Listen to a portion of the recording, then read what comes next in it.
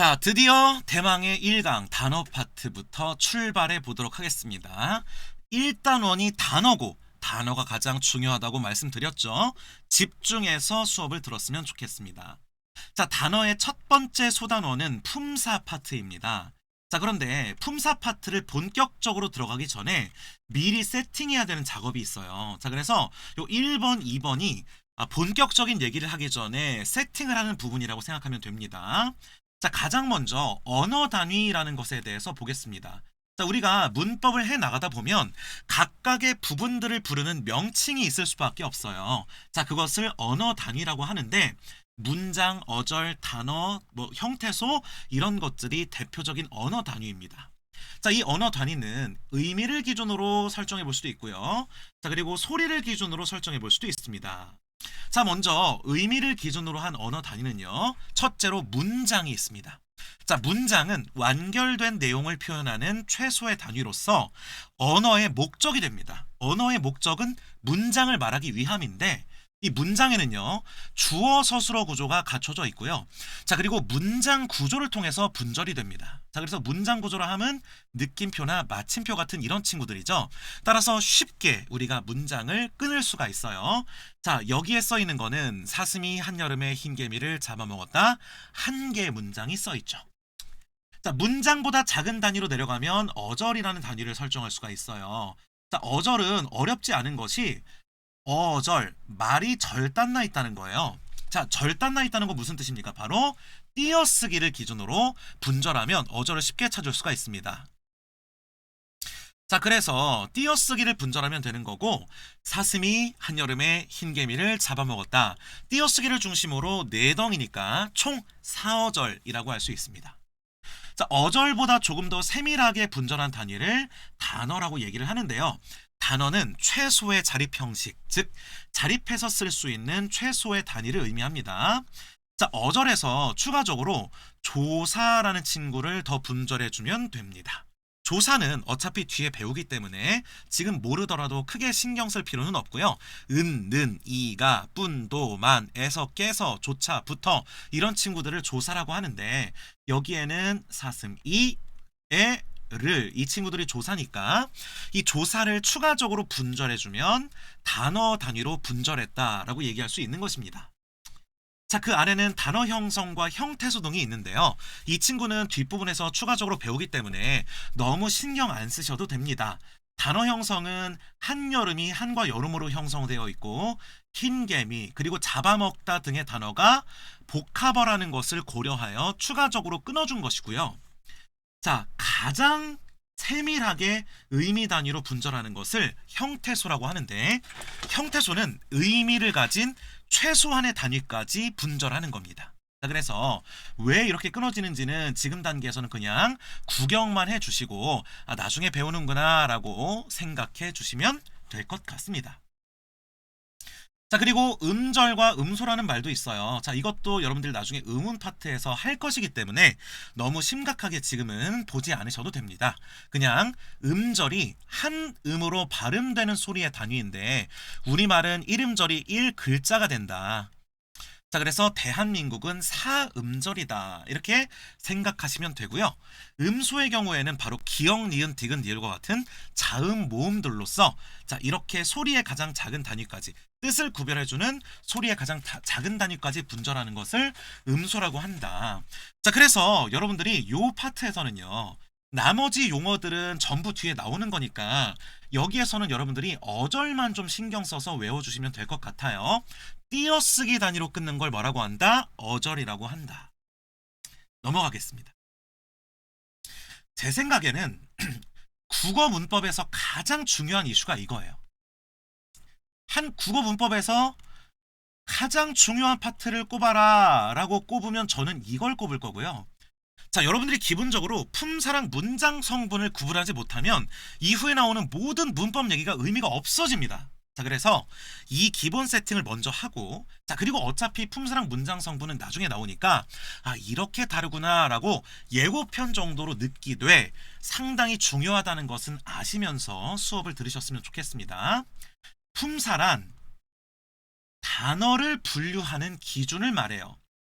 대한민국에 수십만 개의 한국어에 수십만 개의 단어들이 있는데 그 단어들을 분류하지 않는다면 너무 난잡하겠죠. 자, 그래서 이 단어를 분류하는 체계를 품사 체계라고 하고요. 우리말은 흔히 구품사라고 하죠. 영어는 팔품사, 국어는 구품사. 자, 그래서 간단하게 이제 그 품사들을 살펴보면 가장 먼저 대상이나 개념의 이름을 나타내는 단어가 있는데, 자, 그것을 명사라고 하죠. 자, 그리고 대신해서 가리키는 단어들이 있는데 대명사라는 단어들이 있습니다.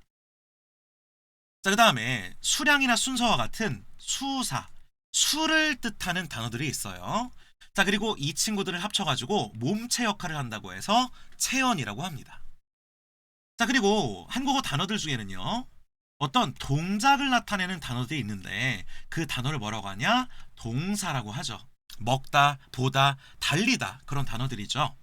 자, 그리고 성질이나 상태를 의미하는 단어들이 있는데 예쁘다, 나쁘다, 짜다, 붓다, 자, 이런 형용사라는 친구들도 있습니다. 자, 그리고 수식어에 포함되는 것으로서 이것들이 이제 용언이라고 하고요. 수식어에는 일단 관형사가 있는데요.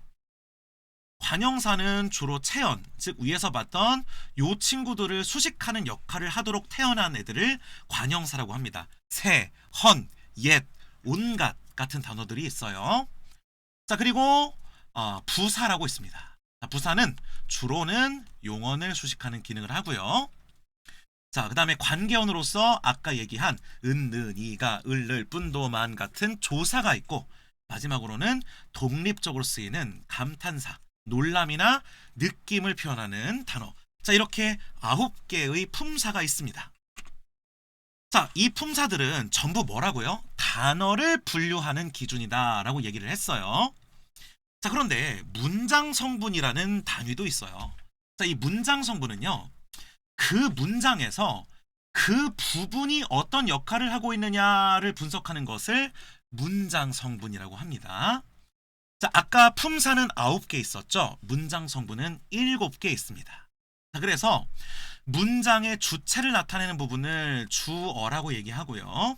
그 다음에 문장의 설명을 하는 부분을 서술어라고 얘기를 하고, 자, 그리고 대상이 되는 이런 밥을 같은 부분을 목적어라고 얘기를 하고요.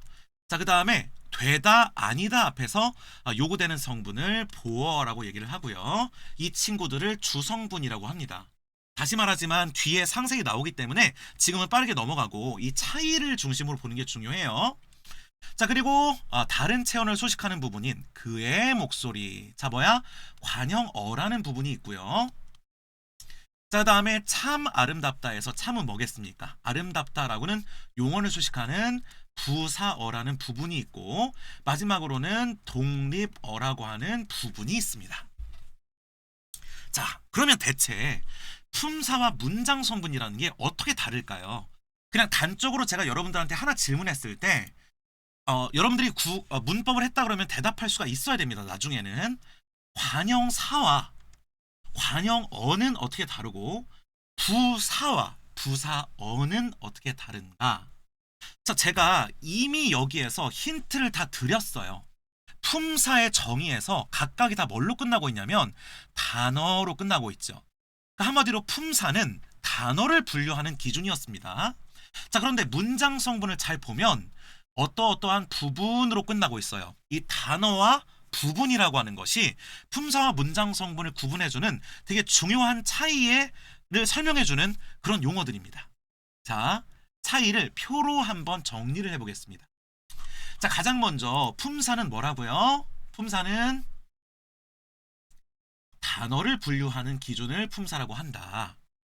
반면에 문장 성분은요, 그 문장 속에서 그 부분이 어떤 기능을 하고 있니? 라고 물어보는 것이거든요. 서로 분석하는 층위가 달라요.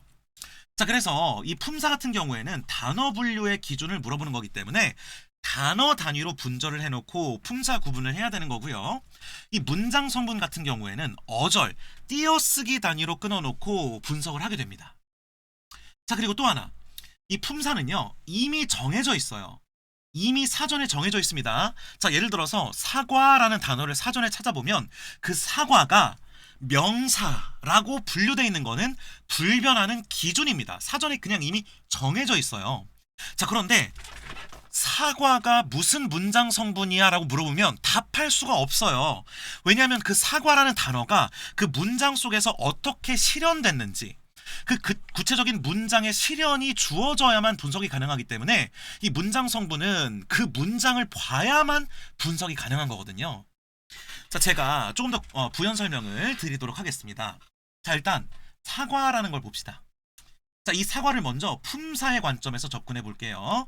자, 이 사과라는 단어는 품사 분류상 뭡니까? 명사이고 이것은 이미 정해져 있는 거예요. 자, 그런데 이 사과라는 명사, 즉 단어가 그 문장 속에서 구체적으로 실현될 때 그 문장 속에서의 구체적 기능은 다를 수가 있습니다. 자, 예를 들어서 사과가 맛있다 이렇게 실현이 되면 얘는 무슨 주어로서 실현이 된 것이고요. 이것은 사과가 아니다 라는 문장은 아니다가 요구하는 보어라는 문장 성분으로 실현이 된 것이고요. 사과의 단맛은 단맛을 꾸며주고 있기 때문에 관형어라는 부분으로 실현이 된 것이고요. 이것은 사과이다는 서술을 해주고 있기 때문에 서술어라는 부분으로서 실현된 것입니다. 자, 그러니까 이 구체적 단어의 분류를 얘기하는 품사와 문장 속에서 해당 부분이 무슨 기능을 하느냐는 전혀 다른 층위의 분석이라는 것을 꼭 생각을 해주시면 좋겠어요. 자, 먹다도 한번 분석을 해보겠습니다. 자, 이 먹다의 경우에는요, 사전에 뭐라고 써있냐? 동사라고 써있어요.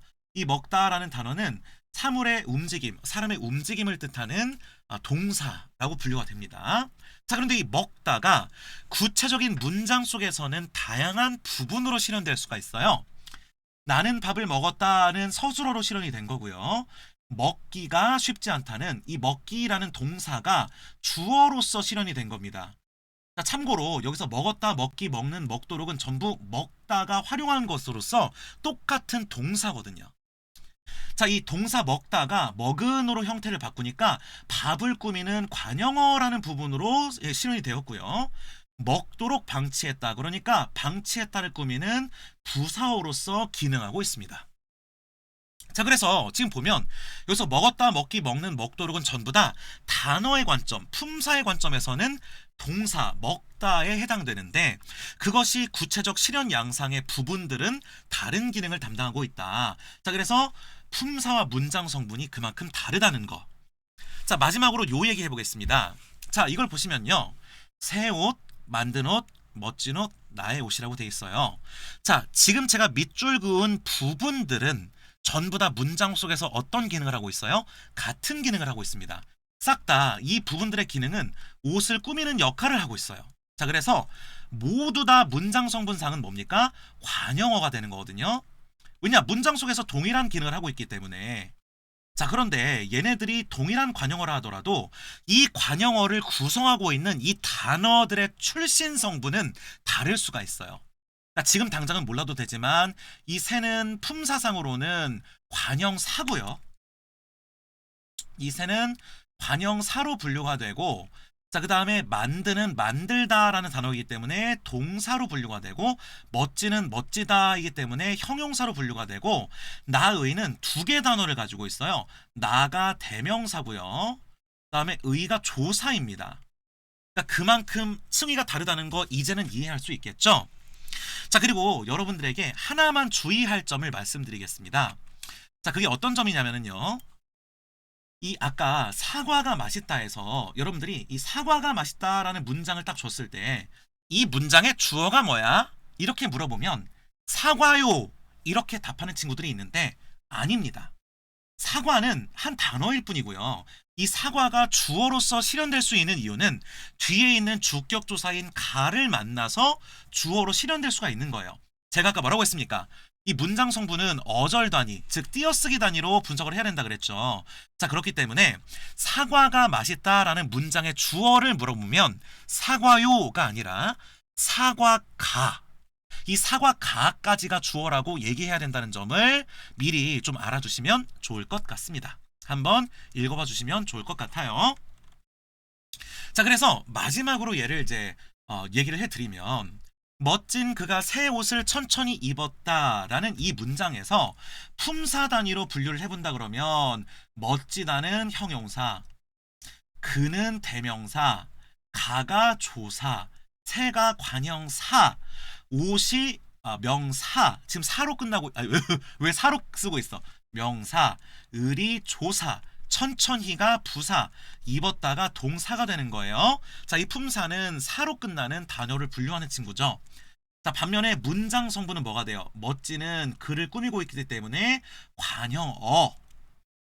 자, 그 다음에 그가가 뭐가 돼요? 주어. 주인공이 부분이니까. 새는 옷을 꾸미고 있으니까 관형어. 옷을이 목적어. 천천히가 부사어. 입었다라는 부분이 서술어가 되는 겁니다. 아시겠죠? 자, 그래서 여러분들이 이후에 이제 계속 배워나가면 더 알게 되겠지만, 그래도 여기에서 품사랑 문장 성분, 즉 주어 목적어 보어서술어의 계열로 분석하는 이 단위와 명사 대명사 수사로 분석하는 그 단위가 서로 분석하는 그 층위 자체가 아예 달라서 확실하게 구분되어야 한다. 그러니까 한마디로 아까 얘기한 질문, 관형사는 체온을 수식하는 기능을 하도록 태어난 단어들을 분류하는 것이고, 관형어는 이 단어와는 관련이 없이 그 문장 속의 그 부분이 무슨 기능을 하느냐를 분석하는 것이다. 자, 이렇게 정리를 해 두시고 넘어가시면 좋겠습니다. 자, 그러면 다음 토픽으로 넘어갈게요. 단어를 정의해 보겠습니다. 자, 단어를 정의하는 것이 왜 중요하냐? 우리가 지금 무슨 단원을 하고 있었어요? 품사 단원을 하고 있었죠? 자, 그리고 이 품사 파트, 품사가 뭐 하는 거였어요? 단어를 분류하는 거였죠? 자, 그렇기 때문에 단어의 정의는 중요하겠습니다. 단어의 단어는 이렇게 정의가 됩니다. 홀로 설 수 있는 가장 작은 단위, 최소의 자립 형식, 자립성과 분리성을 가진 최소의 형식이다. 이렇게 얘기할 수가 있어요. 자, 예를 들자면 사과에서 사라는 단어는 단어가 아닙니다. 왜냐하면 혼자 쓸 수도 없고 자립성도 없기 때문에 그렇죠. 자, 먹어요에서 이 먹이라는 요 한 단어는 단어가 아닙니다. 왜냐하면 자립성이 없기 때문이죠. 홀로 설 수 있는 형식, 최소의 형식을 단어라고 얘기를 하는 거죠. 자, 그런데 여기서 이제 추가적으로 두 가지 언급을 좀 하겠습니다. 자, 일단 두 번째, 단어는요, 사전에 등재되는 기준이 됩니다. 사전에 문장 단위로 올라가요? 어절 단위로 올라가요? 아니죠. 사전은 단어를 검색하기 위해서 만든 것이 사전입니다. 자, 세 번째, 단어는요 되게 중요합니다. 띄어쓰기의 기준이 돼요. 한글 만추법 총칙 2항에 보면 뭐라고 써 있어요? 단어와 단어는 띄어쓴다 라고 돼 있어요. 자, 그래서 예를 들어서 여러분들이 학교 가는 길, 뭐 이런 말이 있다고 합시다. 자, 이 사이를 여러분들이 띄어쓰죠. 띄어쓰는 이유가 뭐예요? 학교랑 가다와 길이 서로 다른 단어이기 때문에 띄어쓰는 겁니다. 알겠죠? 자, 그런데 이 단어로 분류되는 것들, 단어로 인정되는 것들 중에서 조사라고 하는 친구들이 있어요. 아까도 몇 번 얘기했지만 는, 이가, 뭐 을, 의 이런 단어들. 이 조사는 사실 1번 조건과 3번 조건에 위배될 수가 있어요. 자, 무슨 얘기냐? 이 조사, 는, 이, 가는요, 일단 홀로 설 수가 없죠. 그치? 예를 들어서 사람은 이라고 했을 때 사람이라는 말은 혼자 돌아다닐 수 있지만 은이라는 말은 항상 앞말이 필요하잖아. 자, 그리고 띄어쓰기도 안 해. 조사는 앞말에 붙여 쓴다는 말이에요. 그래서 조사는 이 단어의 정의와 성질과는 약간 좀 다른 성질을 가지고 있지만 우리가 여러 가지 학문적 편의상 단어의 지위를 인정해주고 있어요. 자, 그래서 이거는 나중에 나오겠지만 조사라는 친구가 좀 독특한 성질이 있다는 것은 나중에 나올 겁니다. 어쨌든 여러분들이 여기서 기억해줘야 되는 것은 단어는 홀로 설 수 있는 단위이고 그다음에 사전 등재의 기준이 되고 띄어쓰기의 기준이 된다는 거. 자, 그래서 여러분들이 사실 있잖아요. 요 2번, 3번을 조합하면 띄어쓰기가 궁금하면 뭘 찾아보면 된다. 사전을 찾아보면 된다는 걸 알 수가 있어요. 자, 예를 들자면 자, 만약에 이게 궁금해. 인공위성이라는 말은 띄어 써야 될까? 붙여 써야 될까? 인공위성? 위선자, 인공위성을 띄웠어야 될까 붙였어야 될까를 생각해보면 뭘 찾아보면 돼? 사전을 찾아보면 돼요. 만약에 사전에 인공위성이라는 말이 올라와 있으면 어떻게 써야 돼? 붙였어야지. 한 단어라는 뜻이니까. 근데 사전에 인공위성이라는 말이 없고 인공과 위성이 다른 단어로 올라가 있으면 그 말은 무슨 뜻이야? 띄었어야 된다는 것이죠. 그리고 그냥 참고로 살짝 얘기하자면 얘는 붙였어야 됩니다. 왜냐하면 사전에 인공위성이라는 단어가 등재가 돼 있기 때문에 그래요. 자, 그러면 가장 중요하게 여러분들이 암기해야 되는, 이거는 딸 암기해야 됩니다. 바로 이 품사 분류표를 좀 작성을 해보도록 하겠습니다. 제가 하나 당부하고 싶은 것은요, 여러분들이 이 기준을 많이 까먹어요. 이거 중요합니다. 이 기준도 반드시 암기를 해주셔야 돼요. 자, 한국어의 단어를 분류할 때는요, 일단 기본적으로 그 단어가 어떤 기능을 갖고 있느냐를 기준으로 5개로 분류가 되고요. 자, 그 다음에 그 단어가 어떤 의미적 특성을 갖느냐를 기준으로 9개로 분류를 하고요. 자, 그리고 그 단어의 형태가 변화하는가 아닌가를 기준으로 총 2개로 분류를 하고 있습니다. 자, 가장 먼저 체언이라고 해서 이 단어가 주로 이 몸체의 기능을 담당하는 단어들이 있어요. 자, 이 체언 속에 뭐가 있느냐? 바로 명사, 이름을 나타내는 말, 대명사, 대신하는 말, 그 다음에 수사, 숫자를 나타내는 말, 이렇게 포함이 됩니다. 즉 명사, 대명사, 수사를 합쳐가지고 체언이라는 단어라고 얘기를 하는 거예요. 자, 그리고 이 체언들의 특징은 뭐냐? 불변어라고 해서 이 단어의 모습이 변하지가 않습니다. 사과라는 말은 명사인데 사과는 항상 사과로만 쓰이지 사기, 사고, 사고 이렇게 변하지 않는다는 거예요. 자, 두 번째로는 용언이라는 친구들이 있어요. 자, 용언 안에 뭐가 있느냐? 바로 동사, 그 다음에 형용사가 있습니다.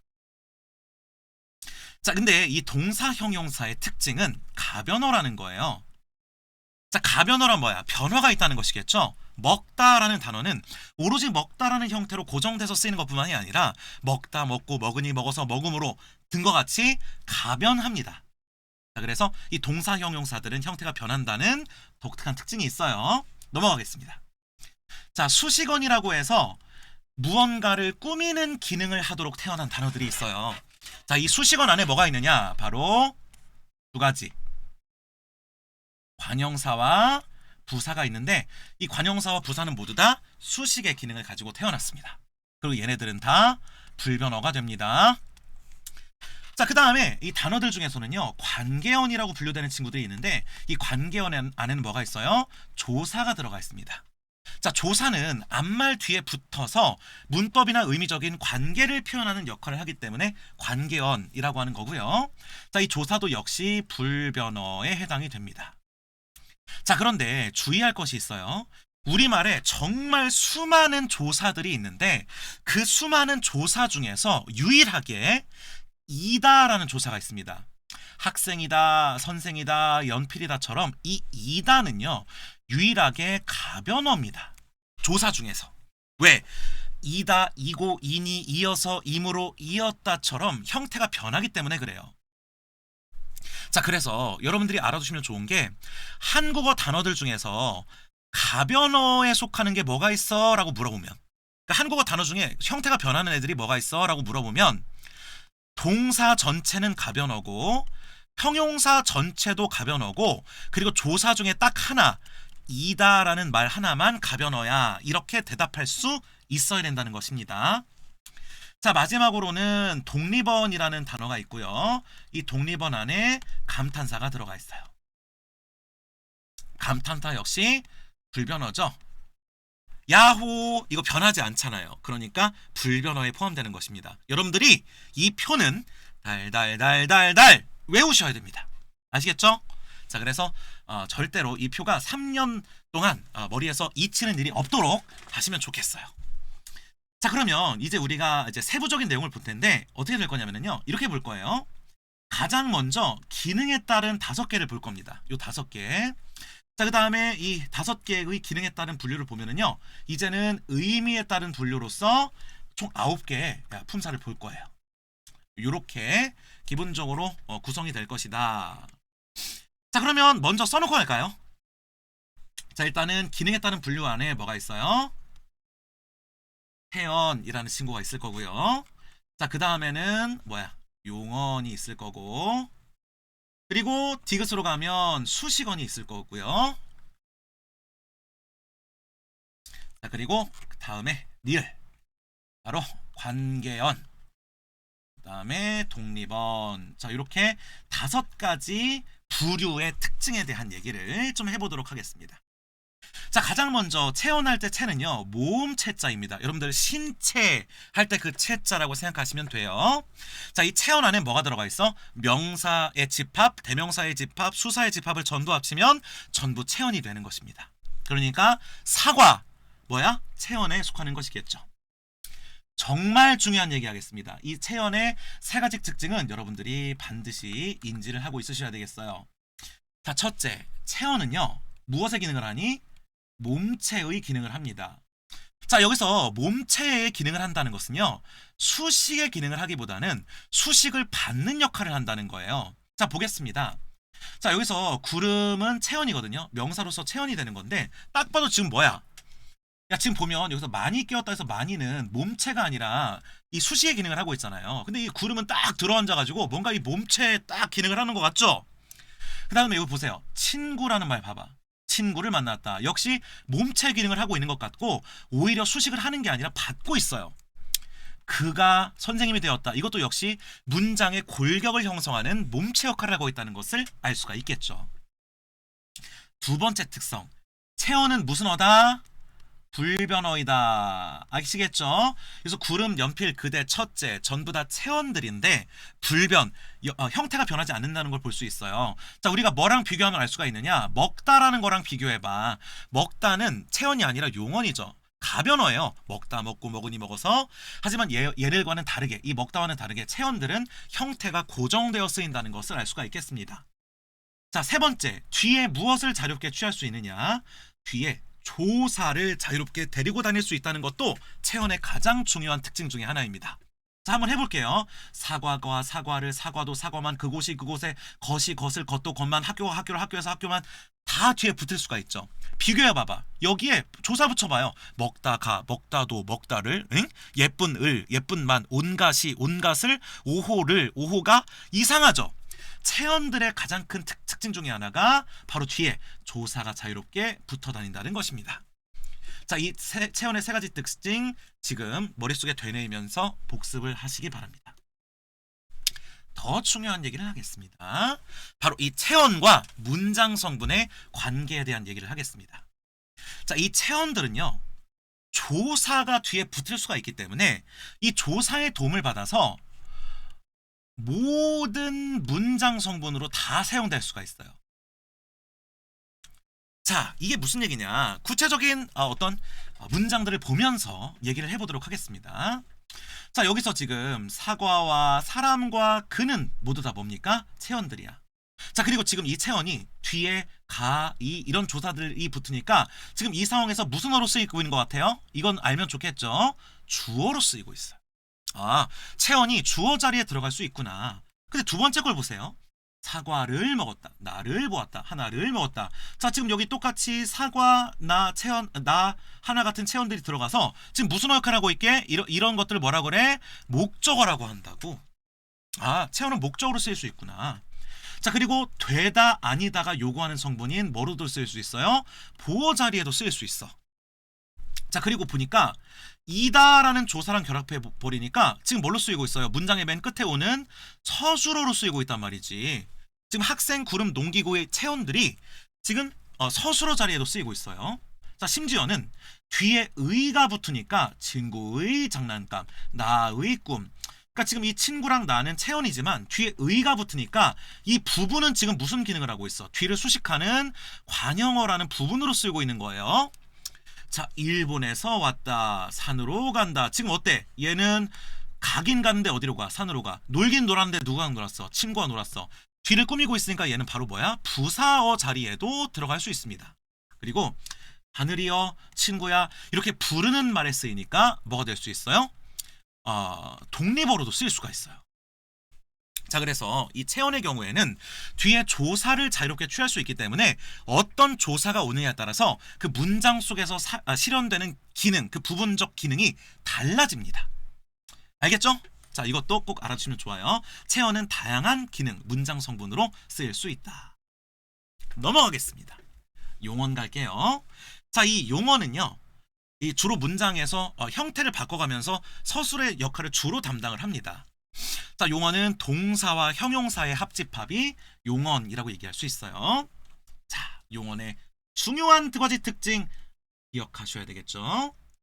자, 용언의 가장 중요한 아이덴티티가 뭡니까? 바로 가변어라는 거예요.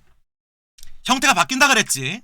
자, 그리고 이 용언이 형태를 바꾸는 것을 뭐라고 하느냐? 용언의 활용이라고 한다. 반드시 외워두셔야 되겠죠. 앞으로 내가 활용이라는 말을 1000번은 할 거예요. 자유자재로 쓸 수 있어야 됩니다. 자, 활용이 뭐다? 용언이 형태를 바꾸는 것. 그래서 이름이 용언인 이유가요, 활용하는 단어다라고 해서 용언이라고 생각해 주시면 돼요. 자, 어떻게 활용해? 먹다 먹자 먹으니 먹어서 먹으면 이것 말고도 수없이 많은 활용형들이 있어요. 예쁘다 예쁘고 예뻤으면 예뻤어. 뭐 셀 수도 없습니다. 이 활용되는 형태는요. 자, 근데 진짜 중요한 거, 중요합니다. 이 용언의 활용형들이 있죠. 자, 여기서 활용형들이라 하면 자, 이런 식으로 다른 형태로 바뀌어 있는 이 활용형들은요, 별개의 단어가 아니라 싹 다 먹다와 같은 단어들입니다. 중요해요. 먹다 먹자 먹으니까 다른 단어가 아니라 다 먹다의 활용형이고 같은 단어로 취급한다. 이거 같은 단어로 취급 안 하면 무슨 일이 발생하는지 아세요? 잘 생각 좀 해봐. 자, 사전에 단어 단위로 올라가야 되죠. 그러면 잘 봐. 만약에 이 활용형들을 전부 다 다른 단어로 등재를 한다면 우리말의 단어가 무슨 수백억 개가 될 것 같은데? 그렇지 않아요? 그러니까 얘네들은 다른 단어가 아니라 같은 단어라는 것을 꼭 알고 있으면 좋고요. 사전에는 이 활용형들은 안 올라가고요, 기본형이라는 것만 올라갑니다. 자, 기본형은 아무것도 안 붙이고 다만 붙은 형태라서, 자, 이 먹다, 예쁘다, 자, 이와 같은 얘네들이 기본형이 되는 거고요. 나머지가 활용형이 되는 거고요. 따라서 예를 들어서 먹음으로 라는 말을 사전에서 찾고 싶으면 먹다 라는 말을 찾아줘야 된다. 기본형으로 찾아줘야 된다. 알고 계시면 좋습니다. 자, 그리고 용언은 체언과는 달리 뒤에 조사가 자유롭게 결합할 수는 없습니다. 용언이 가면어라는 것과 활용하는 것, 그리고 그것들이 하나의 단어라는 것, 기본형이라는 용언은 꼭 알고 넘어가셔야 되겠습니다. 자, 그리고요, 용언도 문장 성분이 다양합니다. 왜냐하면 용언은 어떤 특징이 있어요? 형태를 바꾸는 특징이 있어. 활용을 하면서 문장 속에서 다양한 부분으로 실현될 수가 있어요. 자, 예를 들어서 먹다, 예쁘다, 늦다라는 말이 요런 방식으로 실현이 되니까 무슨어, 문장 속에서 서술어 자리에도 들어갈 수 있는 단어입니다. 자, 또 먹다, 예쁘다, 늦다가 이런 방식으로 형태를 바꾸니까 뭘로 쓰이고 있어요? 먹은 밥, 예쁜 꽃, 늦은 점심. 자, 이런 식으로 뒤에 있는 체언을 꾸미는 관형어의 기능을 또 담당하고 있죠. 먹게 두어라, 예쁘게 내렸다. 지금 무슨 기능을 담당하고 있어? 부사어로 기능하고 있죠. 자, 심지어는 뒤에 기라는 형태로 바뀌니까요, 먹기가, 기르기가, 쉬기가 뭐야? 주어로도 쓰일 수 있어요. 용언이 때때로는 형태를 바꿔서 주어 자리에도 들어갈 수 있구나. 목적어 자리에도 들어갈 수 있구나. 그리고 보어 자리에도 들어갈 수 있구나. 자, 용언이 이렇게 다양한 자리에 들어갈 수 있는 이유는 뭡니까? 바로 활용 때문이죠. 넘어가겠습니다. 자, 수식어는 태어날 때부터 남을 꾸미는 기능을 갖고 태어난 단어를 수식언이라고 합니다. 관형사와 부사를 합쳐서 수식언이라고 얘기를 합니다.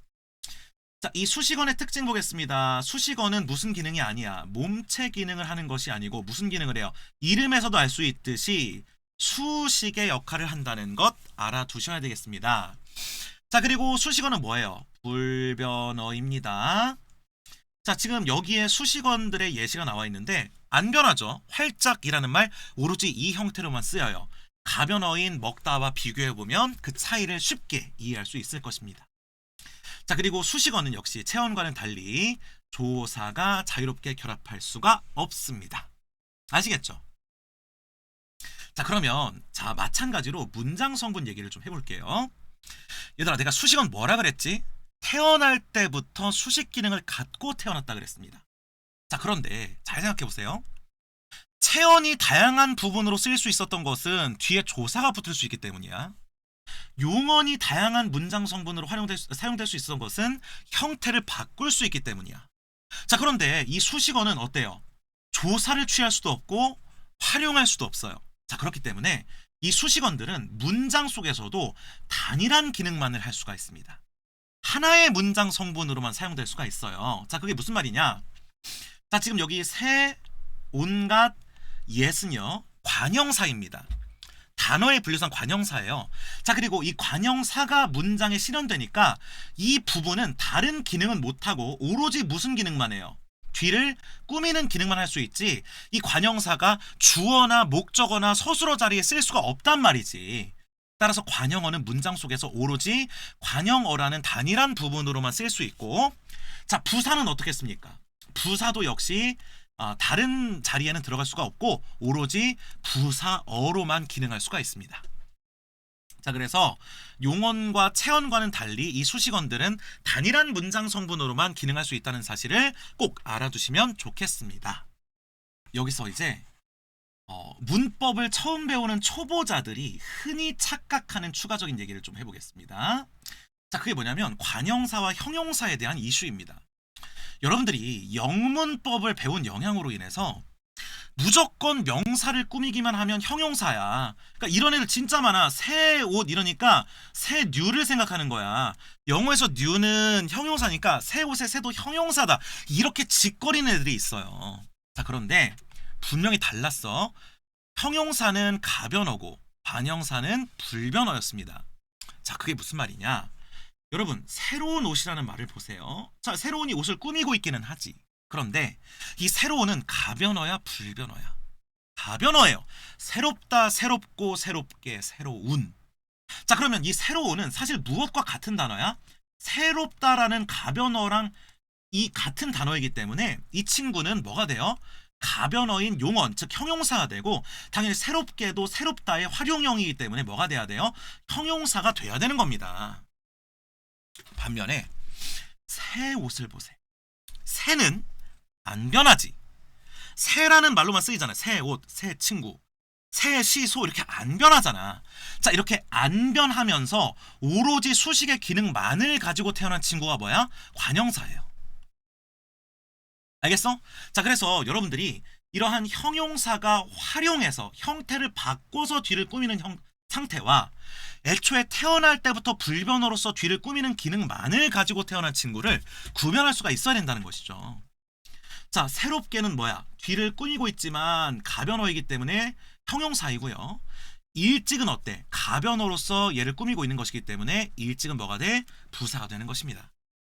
여러분들이 꼭 아셔야 되는 게 문장 성분, 수행하는 그 문장의 부분이 기능이 같다고 해서 꼭 그 출신 분류 성품이 같지는 않을 수가 있다. 꼭 인지를 해 두셔야 되겠습니다.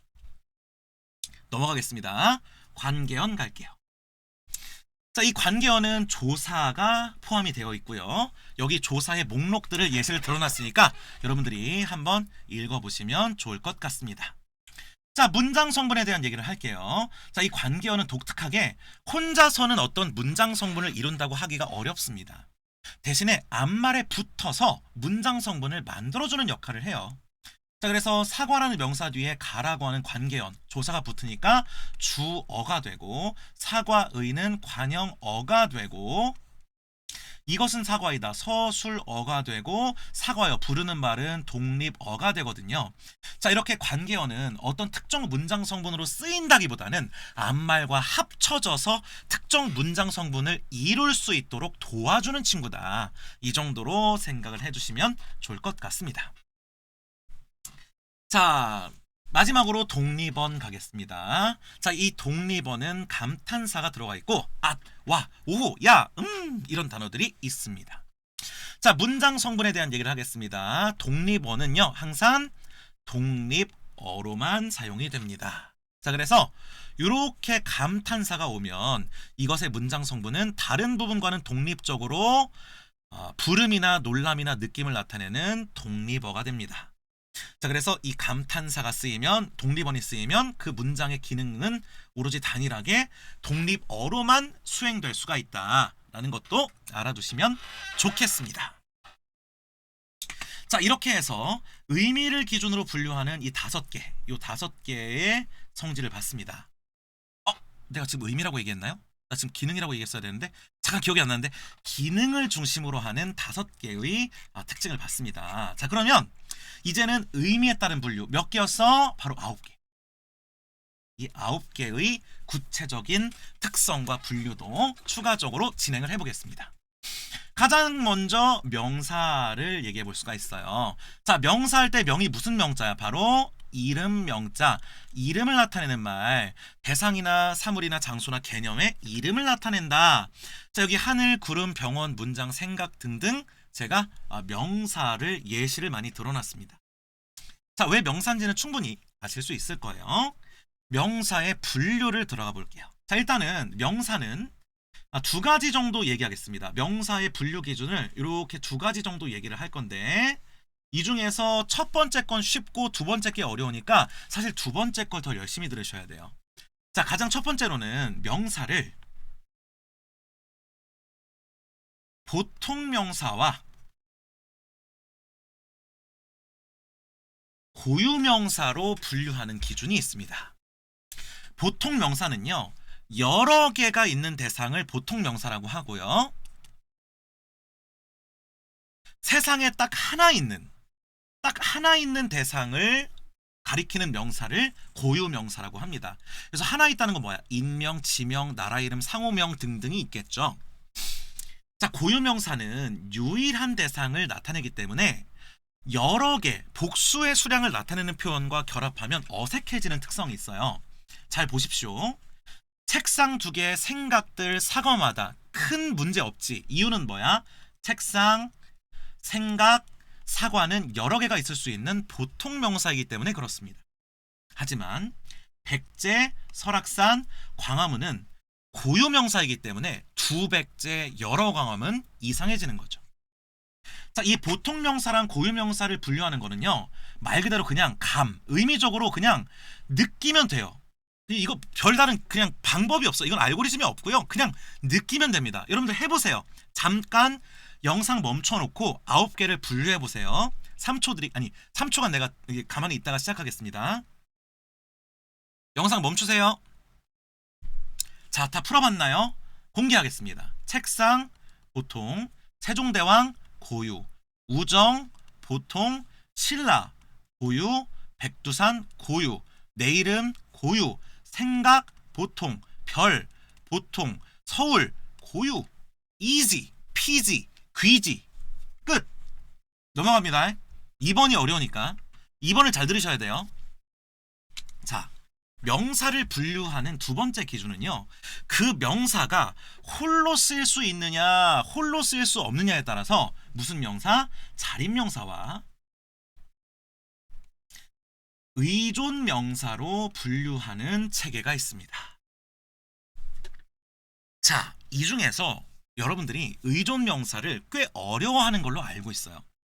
이 자립 명사와 의존 명사의 구분을 좀 어려워하는 걸로 알고 있으니까 주목할 필요가 있습니다. 내가 오죽하면 충요라고 여기 써놨을까? 의존 명사란 앞에 오는 관형어, 즉 앞에 꾸미는 말의 수식을 받아야만 성립하는 명사를 의존 명사라고 해요. 자, 일반적으로 이 꾸미는 말은요, 생략해도 문장에는 큰 지장이 없는 경우가 대부분이거든요. 하지만 의존 명사 앞에 꾸미는 말은 생략할 수가 없어요. 자, 구체적으로 문장을 보면서 얘기를 하겠습니다. 자, 지금 보면 멋진 사람이 많다 해서 사람이라는 명사를 멋진이 꾸미고 있어요. 그런데 이 멋진을 없애보세요. 그렇다고 이상해지나? 사람이 많다. 전혀 문제가 없어요. 자, 마찬가지로 높은 하늘에 이 수식을 없앤다고 해서 문장이 성립 안 하는 게 아니야. 저것은 하늘이다. 성립한단 말이죠. 자, 그러니까 이 사람과 하늘은요, 굳이 수식하는 말이 없어도 문장의 성립이 되기 때문에 이런 친구들을 자립명사라고 해주는 겁니다. 그런데 겉과 뿐을 보세요. 자, 여기서 멋진 것이 많다 해서 멋진이 것을 수식하고 있는데 이게 사라지는 순간에 위에 있는 사람과는 다르게 것이 많다 또는 뭐야 뿐이 나는 뿐이다. 자, 이 것과 뿐은 앞말의 수식을 없애버렸더니 문장이 성립 안 하죠. 따라서 앞말의 수식에 의존해야 된다는 점에서 의존명사라고 하는 것이고요. 여기 의존명사들의 목록을 써놨습니다. 뭐뭐 할 것 같다, 먹을 수 있다, 먹을 만큼, 먹을 뿐, 먹을 때가 많다, 먹을 수 있다, 먹을 지도 모른다, 먹을 줄 모른다, 먹는 바가 있다, 먹을 리가 없다, 먹을 따름이다 등등 앞에 뭔가 수식하는 말이 있어야 되는 명사를 의존명사라고 한다는 것이죠. 자, 그리고 여러분들 의존명사도 결국 명사예요. 명사, 의존명사니까 명사죠. 그러니까 당연히 불변어일 거고 몸체 역할하고 뒤에 조사 취할 수 있는 것은요 체온의 성질을 그대로 갖는 거야. 의존성의 여부만 다른 겁니다. 연습하기 풀어보세요. 자, 멈춰놓고 풀어보세요. 역시 내가 3초 멈췄다가 시작하겠습니다. 자, 풀어볼게요. 이야기 어때? 자립명사죠. 왜? 이야기를 하더라도 크게 지장이 없단 말이야. 자, 나의 친구. 나의라는 말 없어도 친구가 성립 안 하나? 친구가 전달하다. 크게 문제 없죠. 자립명사지. 중을 보세요. 친구가 중이었다. 이상하지? 친구가 스님이었다는 것도 아니고 여기서 전달하는 중이었다는 어때? 얘를 없애버리니까 이상하죠? 성립 안 하죠? 의존명사라는 겁니다. 알겠죠? 자, 2번 볼게요. 맞출 수가 없는. 얘들아, 그냥 수가 없는 이러면 돼? 안 돼? 안 되죠. 여기서는 맞출 수가 없다라고 수식이 필요하기 때문에 이 친구는 의존명사가 되는 것이고요. 자, 없는 문제가 많다해서 문제는 어때? 따로 만들어봐. 문제가 많다. 크게 뭐 지장 없죠? 맞출 수가 없는 문제, 맞출 수가 없는 이라는 요 수식 필요 없어요. 그러니까 얘는 자립명사고요. 자, 점은 어때요? 점이 나를 힘들게 한다. 얼굴에 점이 힘들게 하는 거야? 아니죠. 땡땡하다는 점이 힘들다라는 것에서 점이 뭐다? 의존명사라는 거 알 수가 있죠.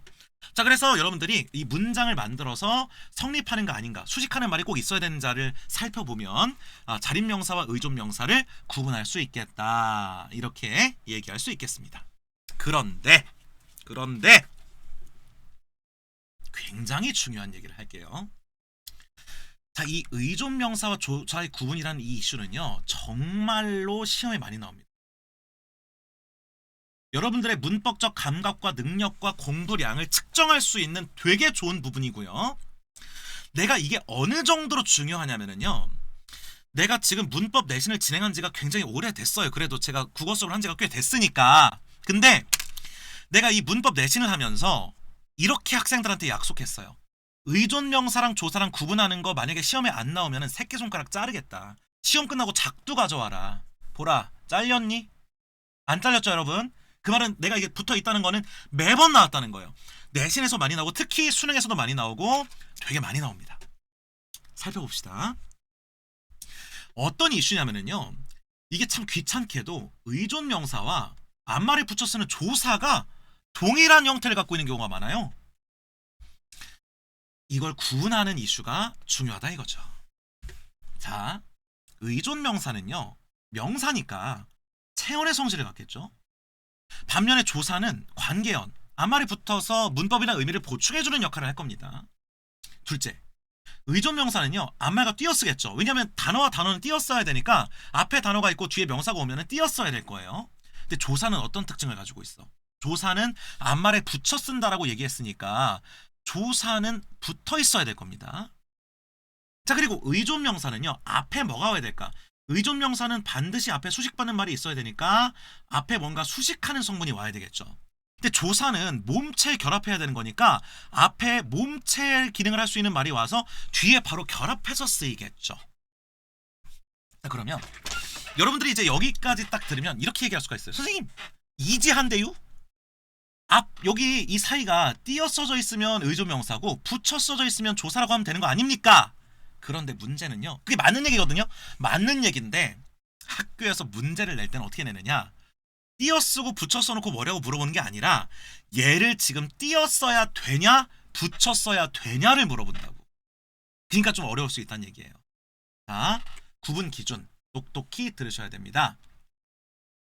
자, 일단 첫 번째 구분 기준은요 앞말을 보는 거예요.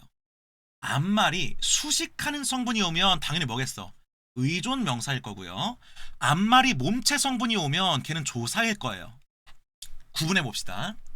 자, 여기 대로라는 말이 있어요. 자, 지금 여기 둘 다 대로기 때문에 품사가 같다고 생각할 수 있지만 이 앞에 문장의 대로와 뒤에 문장의 대로는 다른 대로입니다. 어떻게 다르냐? 얘들아, 여기서 이 말한이라고 하는 얘는 무슨 기능을 하죠? 뒤를 꾸미는 역할을 하지. 말한 대로, 말한 사람, 말한 어쩌고. 자, 이렇게 앞말에 수식 성분이 오면 얘는 뭐야? 의존 명사기 때문에 이때는 얘를 띄었어야 된다는 거예요. 반면에 방법대로 해라라고 돼 있어요. 얘들아, 이 방법이 수식 기능 아니? 얘는 어때? 지금 몸체지. 이렇게 몸체 뒤에 직접 결합해야 되는 상황이잖아. 이때는 뭐가 와야 돼? 조사대로가 와야 되고 붙였어야 된다는 거예요. 그리울 만도 하다. 그리울은 무슨 기능을 하지? 그리울 사람, 그리울 음식, 뒤를 꾸미는 역할을 해. 그러니 이 수식받는 말은 명사여야 될 거고 얘는 의존 명사일 것이고 띄었어야 될 거야. 하지만 너만 있으면 돼 할 때 너는 체언이고 뒤를 꾸미는 말이 아니라 엄연하게 조사를 취할 수 있는 몸체이기 때문에 붙였어야 됩니다. 역시 들었을 뿐이다. 띄었어야 되고요. 셋 뿐이다. 붙였어야 됩니다. 수사 뒤, 체언 뒤니까요. 알겠죠? 자, 그다음에 또 하나. 두 번째 판단 기준은요. 이렇게 될 수 있어요. 요 자리를 다른 명사로 대체 가능할 수 있다면 걔는 뭐가 되겠습니까? 의존 명사겠죠. 왜냐? 그 자리가 무슨 자리라는 거니까. 명사 자리라는 거니까. 그런데 요 써있는 요 부분을 다른 조사가 와야 되는 자리라면 당연히 조사겠죠. 왜냐면 거기가 조사 자리라는 거니까. 자, 니네 여기서 대체해봐. 여기 다른 말을 뭐 집어넣어야 돼요? 여기에 은, 는, 이, 가, 뿐 이렇게 조사가 집어넣어야 돼? 아니면 노력한 사람, 노력한 양, 노력한 너 이런 식으로 체언이 들어가야 돼. 뻔한 거거든. 여기 지금 체언 자리라는 거거든. 그럼 여기 이게 명사 자리니까 얘는 지금 의존 명사이기 때문에 띄었어야 된다는 거거든요. 자, 그러면 여기 뭐 들어가야 돼요? 은, 는, 이, 가, 뿐 들어갈 수 있잖아. 너는 너가, 너만, 너도, 너뿐, 너를, 너, 뭐 여기 뭐 들어가야 돼? 조사 들어가야 되는 자리잖아요. 그러니까 여기는 조사 자리이기 때문에 얘는 붙였어야 된다는 거지. 그 갑자기 또 그 썰이 떠오르는데 내가 이제 그 종로학원에서 근무 중인데 종로에서 근무할 때 이제 질문 당직이라고 해서 밤에 남아가지고 재수반 학생들 질문 받아주는 게 있어요. 근데 이제 내가 이제 남아 있는데 어떤 재수생이 와가지고 조사랑 의존명사랑 구분이 헷갈린다는 거야. 그래서 내가 이거를 이렇게 다 설명을 해줬어요. 쫙 설명을 해주니까 그 친구가 막 박수를 치면서 자기가 이렇게 설명 잘하는 거 처음 본대요. 알았다는 거야. 그래서 내가 지금은 안 것 같지만 복수 꼭 해야 돼. 그러니까 알았어요. 그러고 도망갔어. 걔를 일주일 뒤에 화장실에서 만났어요. 걔가 손을 씻고 있길래 너 예전에 일주일 전에 나한테 조사랑 의존명사 물어봤던 그 친구잖아. 그러니까 맞아요. 제가 그거 정말 잘 아직도 구분해서 쓰고 있습니다. 이렇게 얘기를 하는 거예요. 그래서 내가 옆에서 같이 손을 씻으면서 그래? 그러면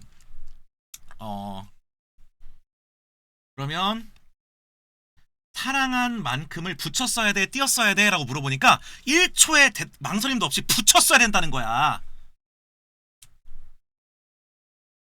사랑한 만큼 띄었어야 되겠죠? 자, 그러면 구분해 보겠습니다. 자, 지금까지 배운 것을 토대로 해서 여러분들이 붙었어야 되는지 띄었어야 되는지 영상을 스페이스바 눌러서 멈춰 놓으시고 풀어보세요. 3초 기다렸다가 저는 설명을 시작하겠습니다. 자, 다 풀어보셨나요? 직접 꼭 풀어보셔야 됩니다.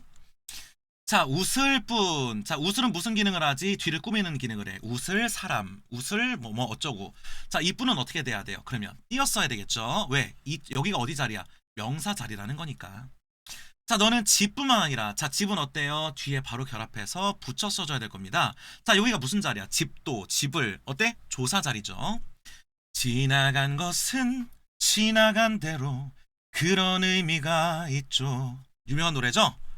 자, 지나간 것은 어때요? 수식 기능하고 있고 지나간 대로 수식 기능하고 있어요. 따라서 얘는 수식을 받는 명사들이니까 앞말과 띄었어야 될 것입니다.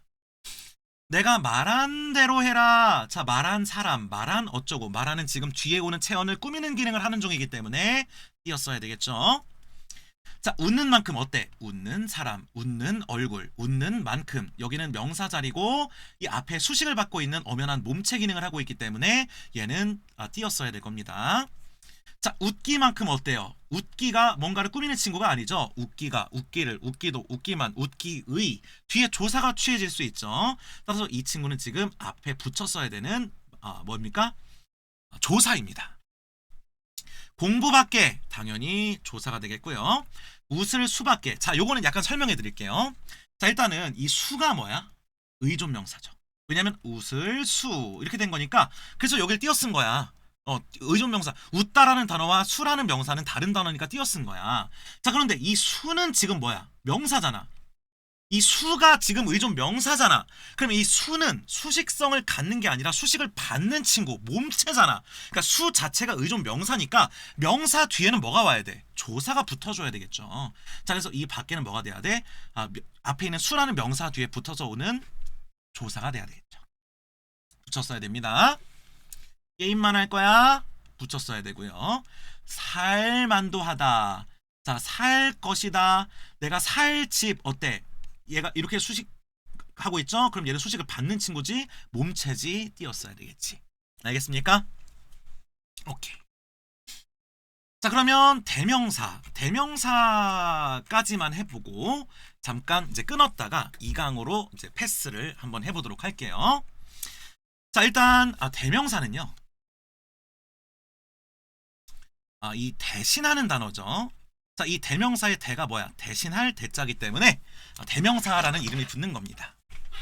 대명사는요, 뭐니 해도 분류가 중요해요. 분류. 이게 제일 중요합니다. 자, 대명사는요, 일단 둘로 나누고 요 하나를 셋으로 나누고 요 체계를 꼭 알고 계셔야 됩니다. 자, 둘로 나눈 다음에 이거 하나를 셋으로 나눈다. 자, 가장 먼저 지시대명사라는 친구가 있습니다. 지시대명사는요, 무엇을, 사물이나 장소를 대신합니다. 인칭대명사라는 게 있어요. 자, 인칭대명사 어떻게 기억할래? 인이 무슨 인자야? 사람 인자로 기억해줘야 되겠죠? 사람을 대신하는 대명사를 인칭대명사라고 합니다. 그래서 어떻게 외우냐? 인칭, 사람이다. 그리고 사람을 대신하지 않으면 나머지는 다 뭐다? 지시대명사다. 사람이 아니면 지시다. 이렇게 생각해 주시면 될 것 같습니다. 자, 일단 지시대명사는 뭐가 있어요? 이것, 그것, 저것과 같이 사물을 대신할 수 있고요. 그 다음에 이런 식으로 뭔 소리야? 장소를 대신하는 친구들도 있습니다. 무엇은 뭐 사물을 대신하는 것이겠죠.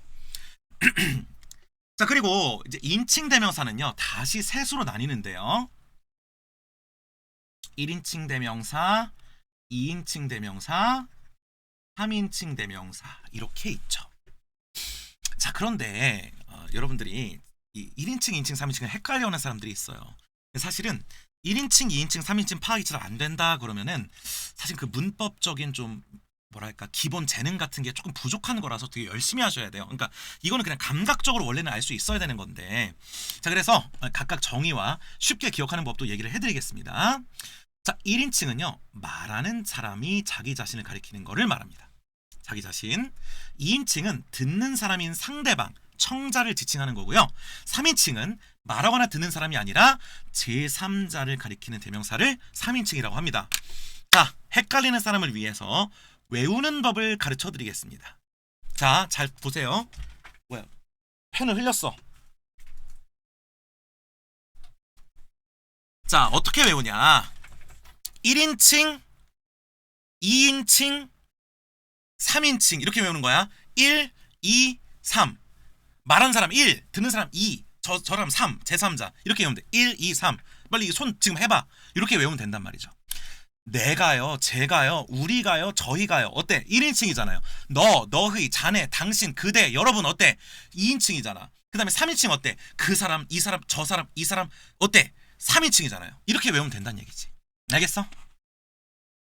자, 그리고 하나 또 추가적으로 얘기할 게 있습니다. 이 3인칭 대명사 중에는요, 앞에 언급된 대상을 반복하지 않기 위해서 재언급하기 위해서 사용되는 대명사가 있는데 그것을 뭐라고 하냐? 재귀칭이라고 할 거예요. 자, 그리고 이 재귀칭은요, 영어의 그 재귀 대명사랑은 좀 다릅니다. 그래서 요거는 좀 구분할 필요가 있어요.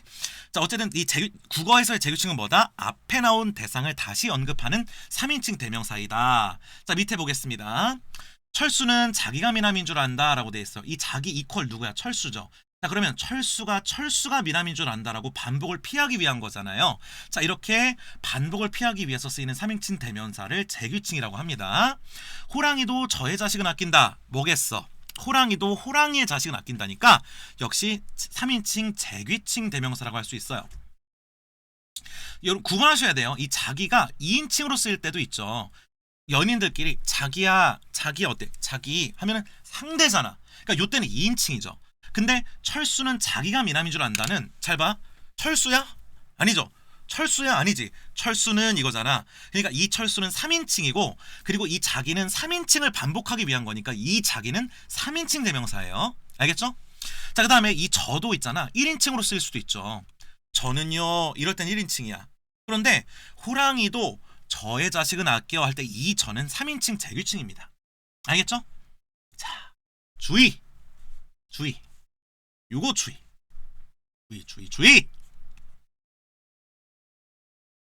자, 이게 왜 주의해야 되냐면 이러한 재규칭의 용법이 젊은 세대들, 그러니까 여러분들한테서 많이 이런 표현이 사라졌기 때문에 여러분들이 지금 이 표현을 잘 못 느낄 수가 있어요. 이거 여러분들 부모님 때까지만 해도 바로 알아듣는데 말이야. 자, 이게 뭔 얘기냐면요. 할머니께서는 당신의 유언을 나에게 부탁하셨다 해서 여러분들은 이 당신의 재규칭적 쓰임을 잘 안 하기 때문에 이 할머니랑 당신을 다른 사람으로 인식을 해서 할머니께서는 당신의 유언을이라고 잘못 이해하는 사람이 많이 있어요.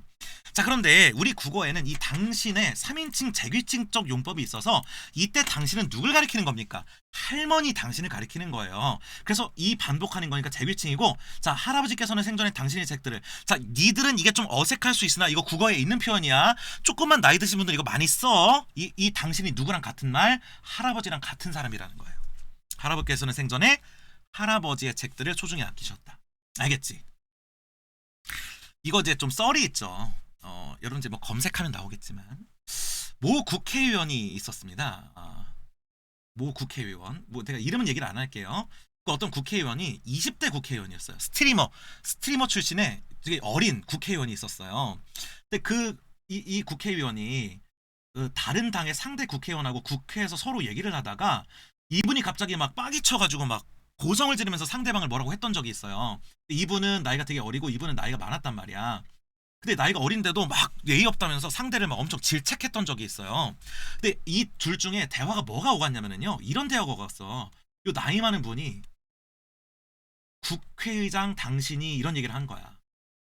이렇게 말을 한 거야. 그러니까 여기 이제 국회의장이 있는데 요 제3자인 국회의장을 언급을 하면서 국회의장 당신이 이렇게 얘기를 했는데 요 어린 국회의원께서 당신이라는 말을 들으니까 이 나를, 그러니까 듣는 상대방인 나를 당신이라고 약간 뭔가 이렇게 싸가지 없는 처럼 가르치는 줄 알고 어디다 대고 너 나한테 지금 당신이라고 하는 거야 이러면서 막 화를 냈다는 거예요. 그래서 이게 되게 좀 이슈가 됐던 사건이었거든. 자, 그래서 이거는 이 어린 분이 이 당신이라는 그 재규칙적인 용법을 잘 모르기 때문에 발생하는 거고 여러분들도 이 용법을 잘 안 쓰니까 근데 문법에는 되게 많이 문제에 나오니까 이 당신의 용법에 대해서는 꼭 알고 있으면 좋겠어요. 자, 정리하자면 자, 대명사 어떻게 분류해? 지시, 인칭. 인칭 안에 몇 개 있어? 1, 2, 3. 1, 2, 3. 그 다음에 3 안에 재귀칭이라고 하는 애들도 있어 라고 생각해 주시면 되겠습니다. 자, 그런데 이러한 분류는요, 이 분류들은 모두 다 누굴 가리키는지가 정해져 있거나 아는 상태에서 주로 이런 얘기들을 한단 말이야. 자, 그런데 때때로 우리가 대명사를 이 얘기를 할 때는요, 그 대상이 모르거나 정해지지 않은 상태에서 대명사를 사용해야 될 때가 있습니다. 자, 그때 사용하는 대명사를 분류하는 기준도 있는데, 자, 기준으로서 뭐가 있어요? 미지칭 대명사라는 것과 재귀칭 대명사라는 것이 있습니다. 꼭 알아두셔야 되겠죠. 자, 그리고 요 옆에 있는 것들은 한번 읽어보세요. 뭐 자신이라든가 사람이라든가 또는 사람 이름은 대명사가 아니다라는 거 그냥 쓱 한번 읽어보시면 됩니다. 자, 어쨌든 우리는 미지층, 재기층 얘기를 해야 되겠죠. 야, 완전 실수. 야, 재기층 뭐야 이거? 이거 볼펜을 쓴 사람 있으면 진짜 미안해요. 미안해요. 미지층이 아니라 바로 뭐야? 부정층이 돼야 됩니다. 알겠죠? 볼펜으로 쓴 사람 화이트 지워야 되는데 되게 미안합니다. 그래도 기억도 잘 날 수 있겠지. 미지층, 부정층. 미지층, 부정층. 자, 얘를 한번 구분해 보겠습니다. 자, 왜 미지층과 부정층의 구분이 많이 출제가 되냐면은요. 상당수의 미지층, 부정층 대명사들이 공유되고 있어요. 그러니까 어떤 대명사가 미지층으로 쓰일 수도 있고 어떤 문장에서는 부정층으로 쓰일 수도 있어서 구분하는 문제가 굉장히 많이 나옵니다. 최근에 평가원에도 나왔었어요. 한번 보자. 자, 일단 미지층은 어떻게 기억을 하냐면요. 미지로 외우셔야 돼요. 미지. 자, 이 미지라는 게 아닐 미자에 알지자야. 모른다는 겁니다. 자, 뭔 얘기냐면 대상은 정해져 있거나 정해질 건데 내가 그거를 모른다, 아직 알 수 없다, 혹은 내가 모르고 있다. 그러니까 정해져 있는 건 맞는데 모른다는 거야. 근데 부정칭 할 때 헤이 주목.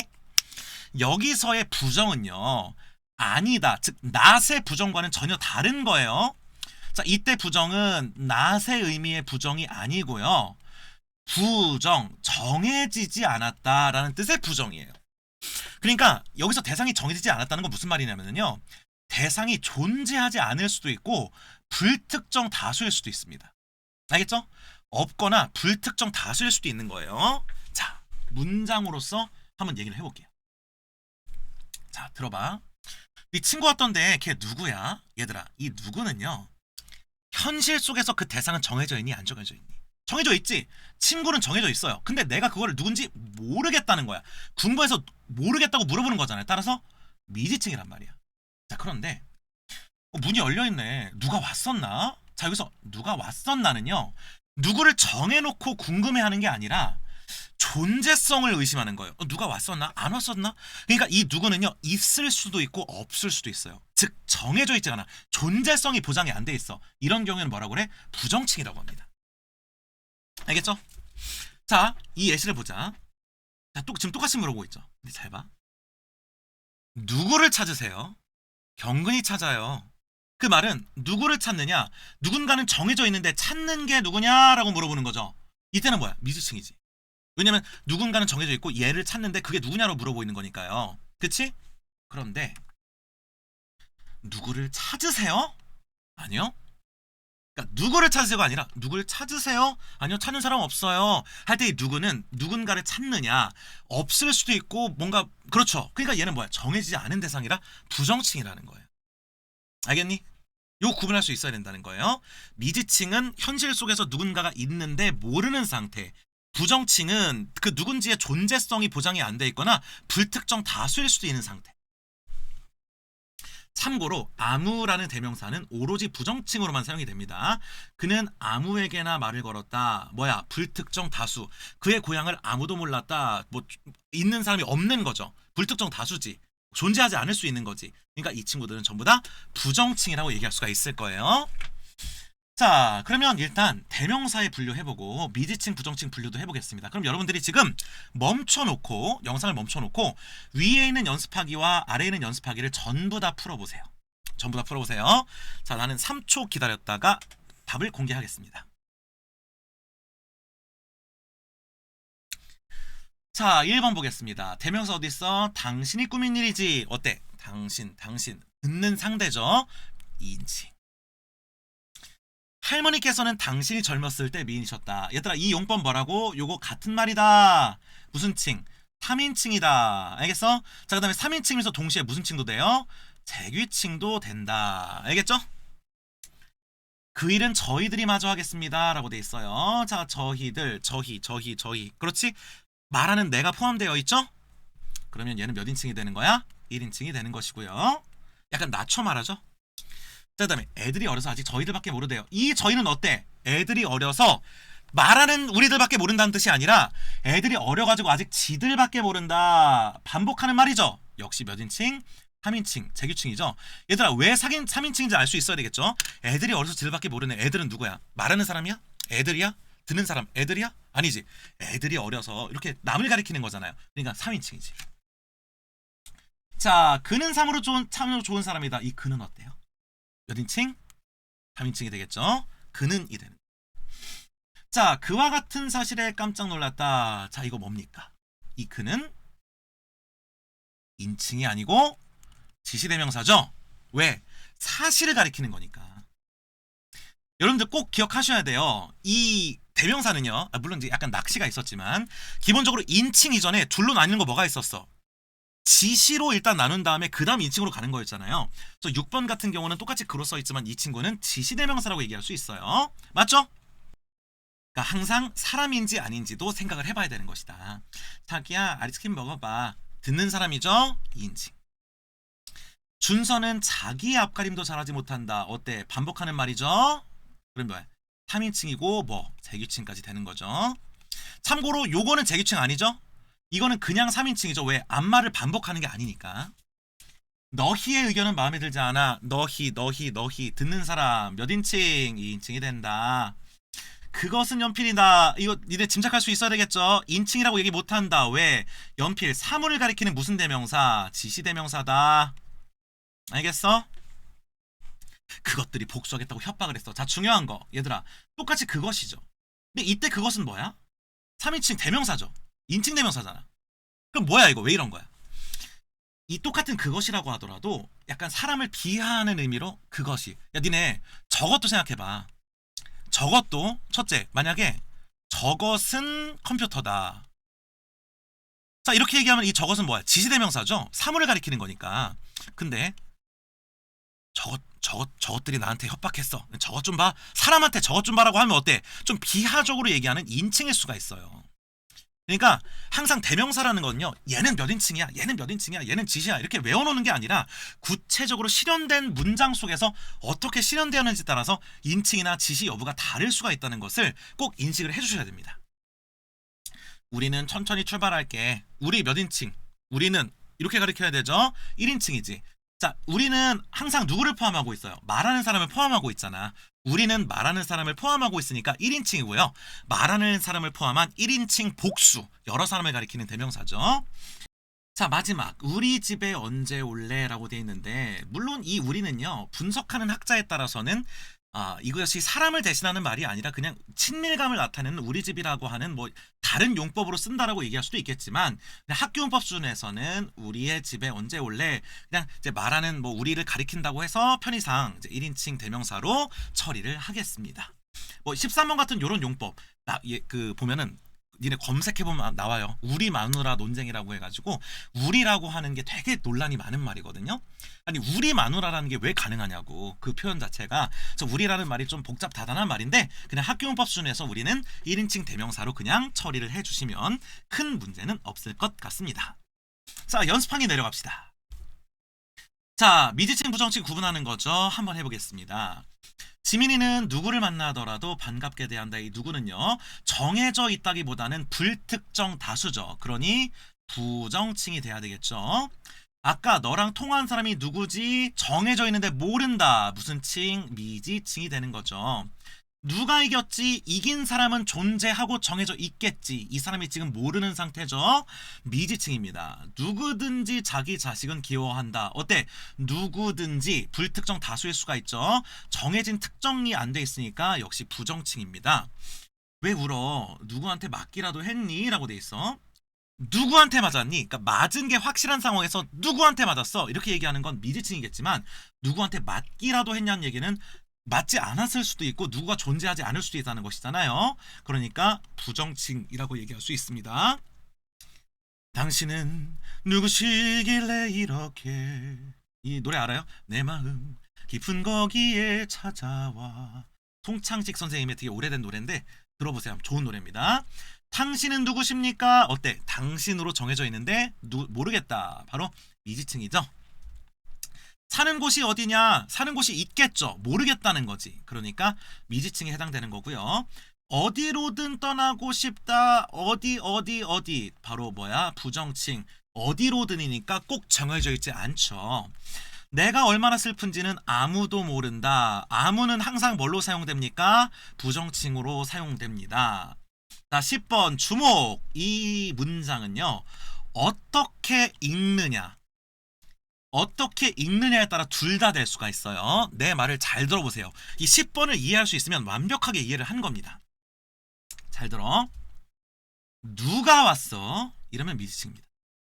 누가 왔어? 이러면 부정칭입니다. 누구를 강조해? 온 게 누구냐라고 하면 그건 뭐야? 미지칭이야. 온 사람이 있느냐라고 물어보면 부정칭이야. 이해할 수 있겠죠? 그래서 얘는 어디를 강조해서 있느냐에 따라서 누가 왔어? 미지칭. 누가 왔어? 오지 않았을 수도 있으니 부정칭. 이렇게 되는 겁니다. 자, 그러면 1강의 내용은 이 정도까지 하고요. 2강에서는 계속해서 품사 파트 이어서 나가보도록 하겠습니다. 수고 많으셨습니다.